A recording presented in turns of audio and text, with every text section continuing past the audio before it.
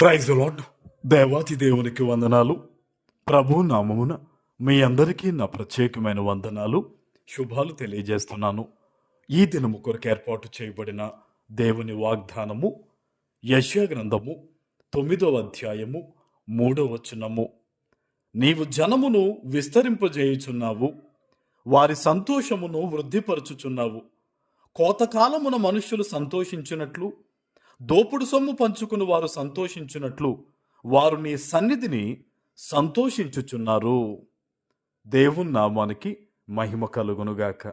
ఈ ఉదయకాల సమయంలో సర్వ సృష్టికర్త అయిన నీ తండ్రి నిన్ను ఆశీర్వదించి గొప్ప వాగ్దానాన్ని నీకు అందిస్తూ ఉన్నారు. హల్లెలూయా. ఆయన ఈ దినము నిన్ను ఆశీర్వదిస్తూ ఉన్నారు. నీవు జనమును విస్తరింపజేయుచున్నావన్న మాటను నువ్వు జ్ఞాపకం చేసుకుంటే, దేవుడు నీ సరిహద్దును విస్తరించబోతూ ఉన్నాడు. నీ కుటుంబాన్ని దేవుడు ఆశీర్వదిస్తూ ఉన్నాడు. దేవుని సన్నిధిలో నీవు మొదట దేవుని వెతికే వ్యక్తిగా ఉంటే గనక, పరిశుద్ధ గ్రంథము నుంచి చెప్పబడుతున్న ప్రతి విధమైన వాగ్దానము కూడా నీ సొంతమవుతుంది. ఈ దినము దేవుడు నిన్ను చూచిన వాడిగా ఉన్నాడు గనుకనే నిన్ను ఆశీర్వదించి నిన్ను విస్తరింపజేస్తానని, నీ కుటుంబాన్ని దీవిస్తానని ఈ వాగ్దానం ద్వారా నీతో మాట్లాడుతూ ఉన్నారు. వారి సంతోషమును వృద్ధిపరుచుచున్నావు అని. ఎక్కడైనా సరే ఈ ప్రపంచంలో ఇప్పుడు పరిస్థితులు ఎలా ఉన్నాయంటే, నువ్వు కాస్త సంతోషిస్తే నిన్ను ఎలా దుఃఖపెట్టాలా, ఎలా వెనక్కి లాగేలా అని చూస్తున్నారు. ప్రస్తుతం ఉన్న పరిస్థితుల్లో మనం చూస్తే నీ సంతోషాన్ని వెనక్కి లాగేవారే ఉన్నారు తప్ప నిన్ను సంతోషంగా ముందుకు నడిపించేవారు లేరు. అయితే ఈ దినము దేవుడు ఏం చెప్తున్నాడో తెలుసా?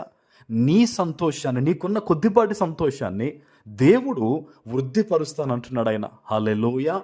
కొద్దిపాటి సంతోషమే ఉంది నీకు. ఏ విషయాల్లో నీవు బాధపడుతూ నలిగిపోతూ ఉన్నావో ప్రతి విషయములో కూడా నీ సంతోషాన్ని దేవుడు అభివృద్ధి పరచబోతూ ఉన్నాడు. ఆమెన్. అధికం చేయబోతున్నాడు ఆయన. నీ బిడ్డల విషయంలో కానీ, ఆర్థిక పరిస్థితుల విషయంలో కానీ, కుటుంబంలో కొన్ని విషయాల్లో కలతలతో ఉన్న నిన్ను దేవుడు సంతోషింపజేసి నీ సంతోషాన్ని ఆయన అభివృద్ధి పరచబోతూ ఉన్నాడు. ఆమెన్.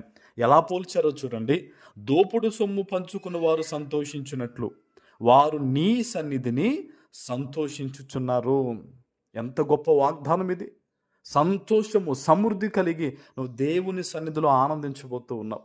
ఈరోజు ప్రభు నిన్ను ఆశీర్వదించి నీకు ఇస్తున్న ఈ వాగ్దానము, ఇది మనుష్యులు ఇస్తున్న వాగ్దానం కాదు, ఇది దేవుడు ఇస్తున్న వాగ్దానం. ఇది ఆయన సన్నిధి నుంచి వచ్చిన ఈ వాగ్దానం ఎత్తిపెట్టి ఈరోజు ప్రార్థించు. అయ్యా, నాకు ఈ విషయంలో సంతోషం కావాలి, ఈ విషయంలో నాకు బలము కావాలి, ఈ విషయంలో నాకు నడిపింపు కావాలి. ఇదిగో నీ వాగ్దానాన్ని నేను నమ్ముతున్నానయ్యా, నీ నోటి మాటను నేను నమ్ముతున్నాను ప్రభువా.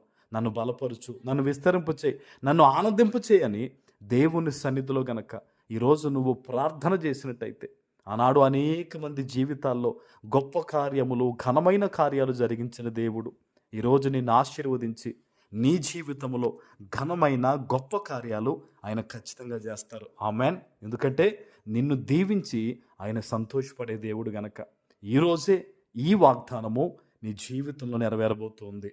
ఆమెన్. ప్రార్థన చేసుకుందాం. పరిశుద్ధుడా, ప్రేమ కలిగిన తండ్రి, మీకు వందనాలు.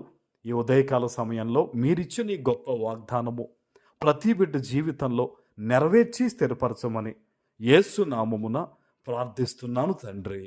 ఆమెన్.